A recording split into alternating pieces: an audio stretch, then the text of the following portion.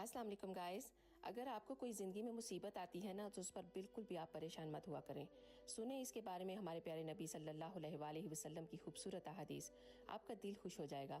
ایک دفعہ نبی کریم صلی اللہ علیہ وآلہ وسلم کا چراغ بجھ گیا تو آپ نے اس پر انا للہ و انا الیہ راجعون پڑھا تو صحابہ نے عرض کی، یا رسول اللہ کیا یہ مصیبت ہے چراغ کا بجھ جانا؟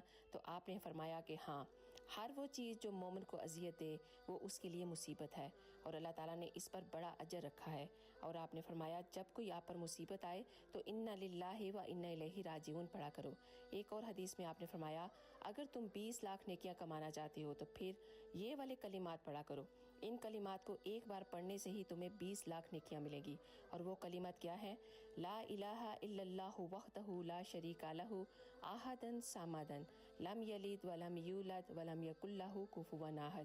تو پلیز جاتے جاتے اس ویڈیو کو ضرور شیئر کیجیے گا تاکہ بہت سارے لوگوں کو آپ کی